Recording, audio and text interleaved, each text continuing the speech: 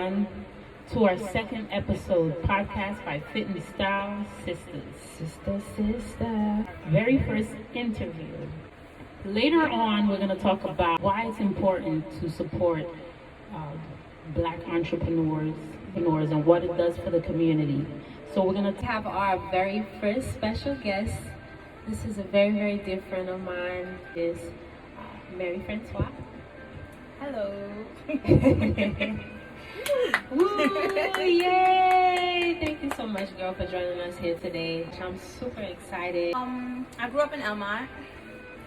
Was born in Boogie Down, Bronx. You're talking about Bronx, like Cardi B Bronx. You mentioned that you're in nursing school. Mm-hmm. What made you decide to go into nursing? I always had the passion for it because I'm like more of a compassionate person. I love helping people. So that was always where I was aiming to go in.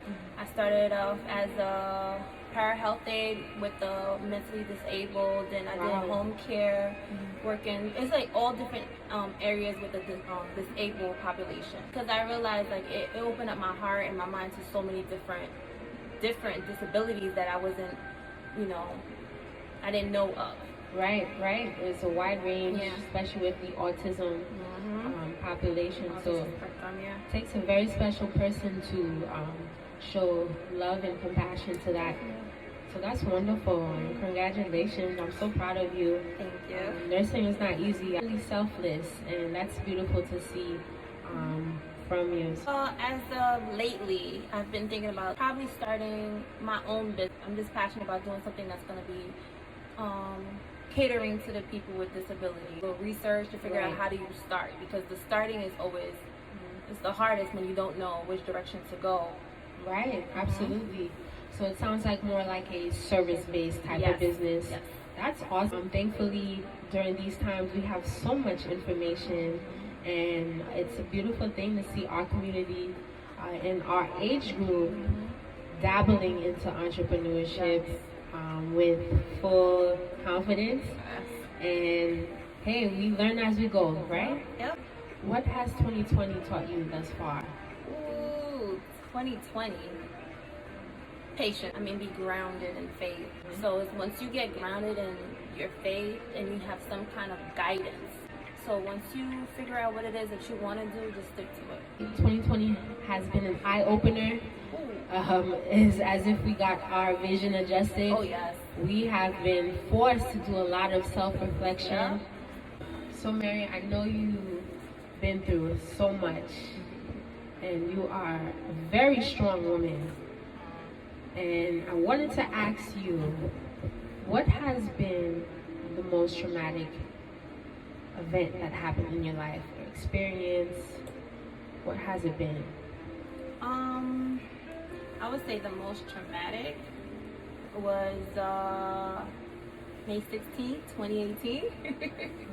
I was struck by a vehicle, and I basically broke my humerus, tibia, ankle, knees, basically my whole left side reconstructed, and lost about 4 or 5 teeth. So basically, you almost died. Yep, basically. You almost died. So you're a survivor. Yeah. And that's amazing. She underwent many surgeries. You want to talk about some of the surgeries that you had? Sure. I had my arm surgery the day after my accident, so they had to reconstruct my arm, put a plate in those. And they did the external fixator on my leg to attach my knee, my ankle, basically the whole bottom half of my leg, to keep it in place so that way I could have the next surgery to put rods and screws and plates in, which was very, very difficult. So in total, I had 3 major surgeries at Winthrop, and then later on, I did the oral surgeries. Wow. So your legs was practically kind of crushed. It was broken. Right, and I remember seeing the rods there to stabilize your legs for the surgery. Oh my goodness.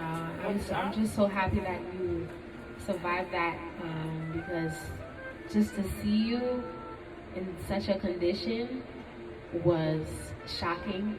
and it happened in minutes. But what has helped you to remain mentally strong? Like, what did you do? There's anything that you said? Did you pray? Did you read any books? Yes. Like, I had Bible instruction. I had Bible study. I was like family. That's all I had to say. Family, loved ones is really what kept me sane. and you look around and you still have people that's there to support you, and that's such a blessing. You never know how strong you are until being strong is the only choice you have. Wow, that's powerful. It really resonated with me because when you're put in a room where you have no other choice but just to learn how to walk again or just do something that you never thought of doing, then step up and do it. So that quote really, really resonated with me. So it's almost as if you were forced and you had no choice. There was no choice. Wow. It's either be lazy and just don't do nothing and you stay crippled, or you're going to have to try to get back to normal or close to it. Wow. Do you remember how it felt taking your first step again and walking? Yeah, I was very emotional. Wow. My first step. First time I put my foot on the ground was the next day after surgery, and they try to get me just to pivot. That was painful. After walking around the house, but actually taking my first step without no walker. No support. No support at all. Well, actually, I had a knee support because I had to have that on for about Like a knee brace? Yeah, it was. Yeah, I had a knee brace for about 4 months or so. But my first step without any additional support aside from that, yeah, it was very emotional because it's like, all right, I'm getting there. Wow. Yeah. Wow. That's amazing. You know, we take for granted our ability to walk. Yes, the little stuff, you get up, you stretch, and you go about your business. It's just like the stuff that we don't have to think about doing. Even though some days can be very painful, Right. still have challenging days. I thank God that I'm able to move, So I'm grateful for everything, every step of the way, because I learned so much. Wow. Yes, I felt alone, but I was never alone. Right. You are definitely a fighter. You Thank seem you, like you boo. lost a lot of weight. Is there anything in particular that you've been doing? I did the 20-day D-Herbs detox full body cleanse. I'm not gonna lie, for a foodie like me, I love food. I love She could meat. cook, y'all. I could, okay. No, she's being bashful. She know how to throw it down in the kitchen, okay? So it was a straight raw vegan, Wow. plant-based, uncooked. Wow, that sounds Uncooked. intense. Uncooked? Fruits and You vegetables. uncooked? Uncooked fruit and vegetables for 20 days. So it was smoothies. I was eating. OMG. Yeah, it was hard. I'm not gonna lie. I cried. I cried more for that than I did for anything else. Oh my gosh, that sounds serious. Sounds intense. It was intense, but I really wanted to do a full cleanse, especially after everything that we've been through, like we've been exposed to. I'm in the hospital field, so I'm exposed to so much. Right. So I wanted to do a full cleanse. And I've been getting a lot of compliments about my skin being clear. Your skin looks amazing. Yeah, and it's just like certain things I wake up with no, as far as like pain, I wake up with no discomfort. And thank you once again for joining us, okay? Thank you for having me.